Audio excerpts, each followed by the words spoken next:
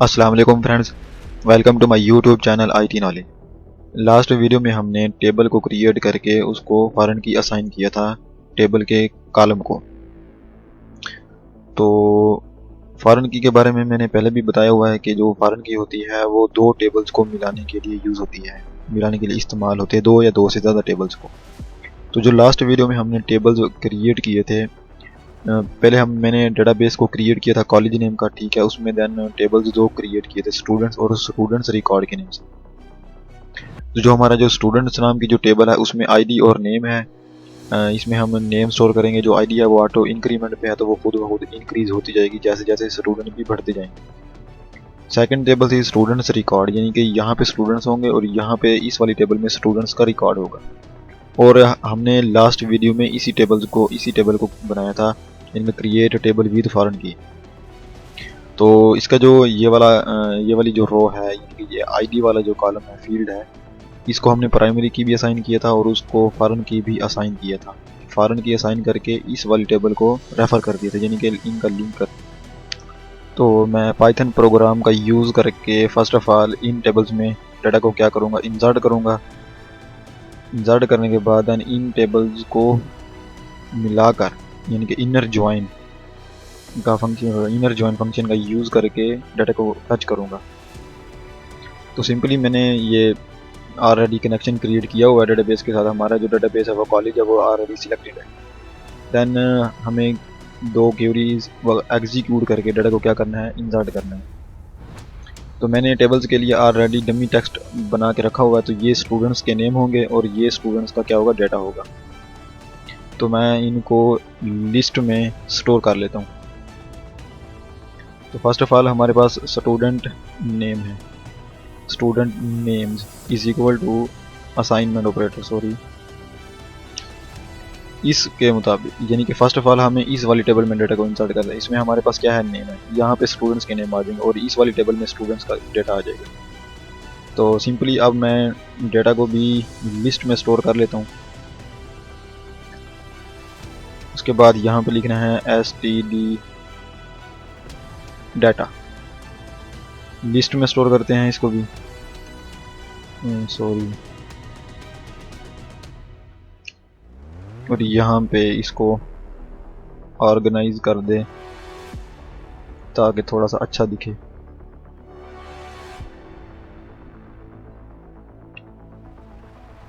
और यहाँ पे ये हमारे टपल्स आए तो कॉमा के ज़रिए इसको हमने सेपरेट करना है कि भी ये अलग-अलग हैं। यहाँ से ब्रैकेट मिस होगी। तो हमारा जो नेम है वो भी आ चुके हैं और स्टूडेंट डाटा भी आ चुका है। अब सिंपली हमें क्यूरी को एग्जीक्यूट करके सिंपली इनको इंसर्ट करना है।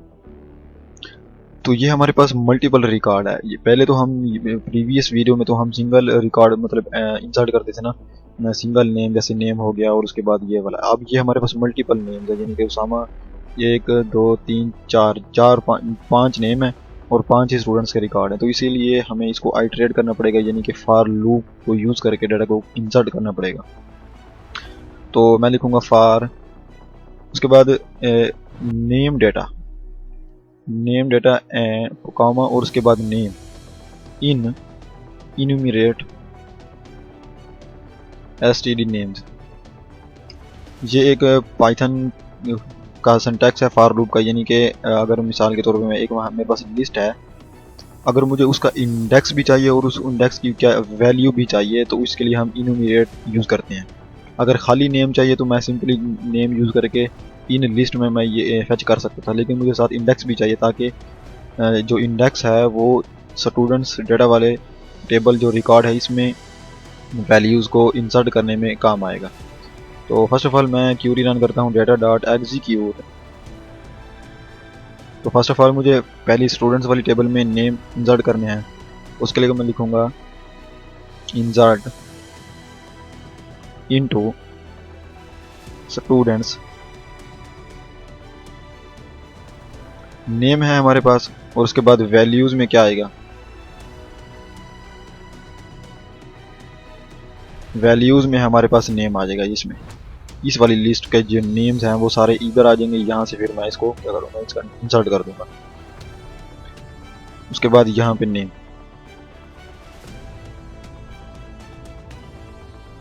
इसको सिंगल कोड में, क्योंकि ये स्ट्रिंग है, स्ट्रिंग वेरिएबल है ना, तो इसलिए इसको सिंगल कोड में डालना पड़ेगा। और यहाँ पे मैं एफ स्ट्रिंग का यूज़ करूँगा। बाय द वे ये पाइथन का सिंटैक्स है, ये स्ट्रिंग फॉर्मेटिंग है, तो इसके मैं डीप में नहीं जाना चाहता, क्योंकि ये ट्यूटोरियल जो है वो एसक्यूएल डेटाबेस का है।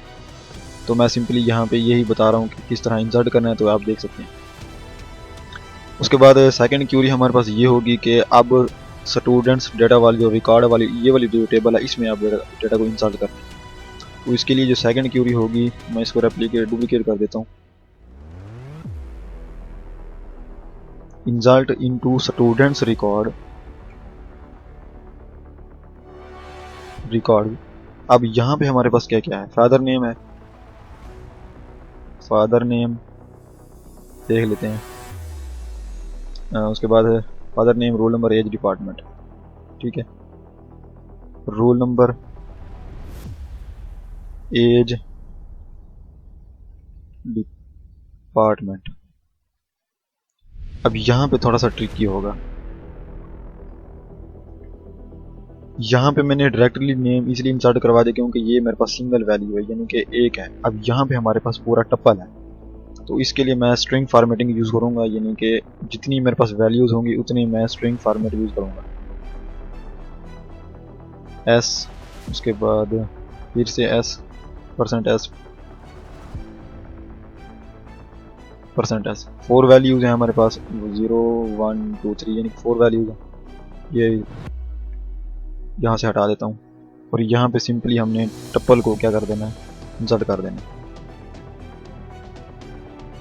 तो टप्पल किस में है हमारे पास, स्टूडेंट्स डेटा में, std डेटा, उसके अंदर जो 0th इंडेक्स पे ये है, उसके बाद 1 पे ये है, 0 पे ये है।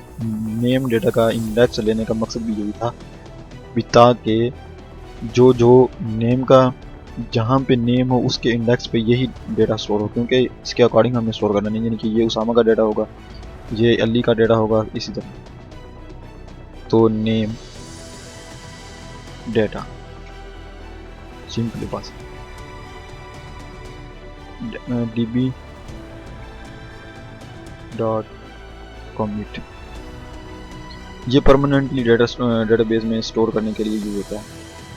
तो सिंपली ये हमारा डेटा की जो क्यूरीज हैं वो ऑलरेडी बन चुकी हैं, इसको सिंपली अब क्या करते हैं, एग्जीक्यूट करते हैं, बल्कि इसको बाद में करेंगे। तो फर्स्ट ऑफ ऑल हम इनर जॉइन फंक्शन का यूज़ करके इनका जो रिकॉर्ड है वो फैच कर लेते हैं, या इसको ऐसे करते हैं, यहाँ से इसको इंसर्ट कर देते हैं, और यहाँ पे MySQL जो कमांड लाइन क्लाइंट है, यहाँ पे क्यूरीज को एग्जीक्यूट करके हम डाटा को क्या कर लेते हैं, फैच करते हैं।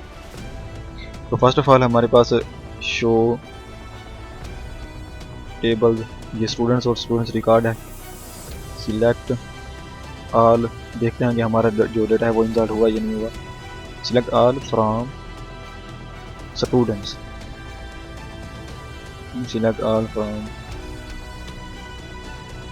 स्टूडेंट्स। तो ये मेरा जो डेटा फाइनली इस वाली टेबल में तो इंसर्ट हो चुका है, ये वाली फर्स्ट वाली टेबल। अब सेकंड वाली का भी देख लेते हैं कि हुआ या नहीं हुआ। स्टूडेंट्स रिकॉर्ड्स, तो इसमें भी मेरा जो डेटा है वो फैच हो चुका है। अब मैंने क्या करना है, इनर ज्वाइन का यूज़ करके मैं क्या करूँगा, सिलेक्ट करूँगा नेम, और इस नेम्स के अकॉर्डिंग इनका डेटा फैच करूँगा, यानी कि जो उसामा का डेटा है वो अमजद अली, उसके फादर का नेम है, उसका रोल नंबर 9 है, उसकी एज 22 है, तो उसका डिपार्टमेंट CS। तो मैं क्या करूँगा, सिलेक्ट, फर्स्ट ऑफ ऑल हमें क्या करना है, नेम। मैं ये चाहता हूँ कि मुझे ना ID आए, जस्ट नेम शो कराने हैं, father name, roll number, age और डिपार्टमेंट चाहिए, ID मुझे नहीं चाहिए। तो मैं क्या करूँगा, सिलेक्ट नेम, फादर नेम, उसके बाद हमारे पास रोल नंबर, देन उसके बाद हमारे पास एज है, डिपार्टमेंट, फ्रॉम कहाँ से, स्टूडेंट्स,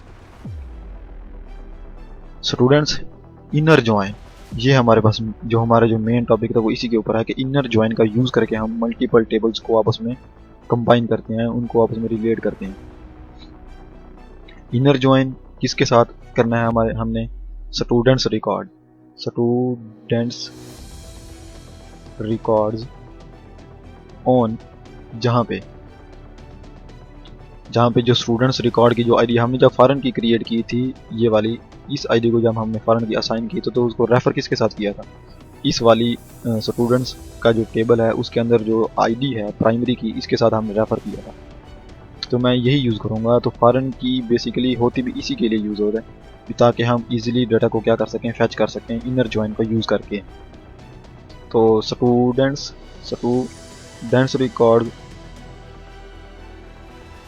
रिकॉर्ड्स, बल्कि मैं इसको नेक्स्ट लाइन पे ले जाता हूँ ताकि सही लगे। ऑन तक हो गया। उसके बाद स्टूडेंट्स रिकॉर्ड्स डॉट आईडी, ठीक है, is equal to assignment operator. अब ये students dot records dot ID यानी कि इसकी आईडी, उसके बाद किसकी आईडी, स्टूडेंट्स डॉट ये वाली ID STUDENT students dot ID, simply बस। ये हमारी क्यूरी है। होप्स हो कि एरर नहीं आएगा। इसको एग्जीक्यूट करके देख लेते हैं। तो सिंपली जो हमारा जो टेबल्स है वो लिंक इनका जो क्रिएट हो चुका है, यानी कि ये वाली टेबल और ये वाली टेबल आपस में दोनों मिल चुकी हैं। अब इसका मैंने डाटा क्या कर लिया, क्यूरी की मदद से फैच कर लिया। तो देखें ये नेम है, उसके बाद मेरे नेम का जो फादर नेम है अमजद अली, उसका रोल नंबर 9, एज 22, डिपार्टमेंट ये वाला सब। अगर आईडी भी साथ फैच कर, हम ये चाहते हैं कि आईडी भी आए, तो सिंपली हम क्या करेंगे, सिलेक्ट आईडी नेम। अब एक और चीज़, जो ये वाला टेबल है और ये वाला टेबल है, इसका जो दोनों कॉलम वो सेम है, इसकी भी सेम आईडी है, इसकी भी सेम। अगर जस्ट यहाँ पे आईडी दिखेंगे तो कंफ्यूज हो जाएगी। मैं आपको दिखा देता हूँ। मैं वंस अगेन वही क्यूरी को लेके आता हूँ ऑन, और यहाँ पे मुझे क्या करना पड़ेगा, आईडी लिखना पड़ेगा, सिंपली आईडी और यहाँ पे एक कॉमा, ठीक है। उसके बाद इंटर करके स्टूडेंट्स डॉट ये वाला, तो ये एरर देगा हमें क्या, column ID is field in list ambiguous, यानी कि वो कंफ्यूज हो गया है कि भी यार कौन सी आईडी, यानी कि इस वाले टेबल की आईडी है या इस वाले टेबल की आईडी। तो इसलिए हमें यहाँ पे स्पेसिफाई करना पड़ेगा कि भाई जिस वाले मर्जी वाले के टेबल की जो हम आईडी उठा लें, इसकी भी सेम है, उसकी भी सेम। तो मैं स्टूडेंट्स डॉट आईडी इसको इस वाले की आईडी में लेना चाहता हूँ। तो मैं यहाँ पे लिखूंगा select students dot ID comma, उसके बाद नेक्स्ट हमारी क्यूरी क्या है ये। तो अब सिंपली में आईडी भी आ चुकी है, यानी कि आईडी 1 2 3 4 5 उसामा ये सेम। तो इनर ज्वाइन का हम यूज़ करके इस तरह मल्टीपल्स, ये नहीं है कि सिर्फ ये 2 के लिए, अगर 3 हैं 4 टेबल्स हैं तो उतने ही हम इनर ज्वाइन को यूज़ करके उनको आपस में मिला सकते हैं। तो होप्स हो कि ये आपको समझ में आया होगा। तो मैं ये क्यूरीज यहाँ पे राइट करके मैं ये वाला जो कोड है वो मैं गिटहब पे अपलोड कर दूँगा। तो होप्स हो कि वीडियो आप लोगों को समझ में आई हो। और ये वाली जो सीरीज़ है MySQL डेटाबेस इन पाइथन की, ये तकरीबन बस एंड हो चुकी है। इसमें जितने भी बेसिक्स हैं वो मैंने सब क्लियर करवा दी हैं।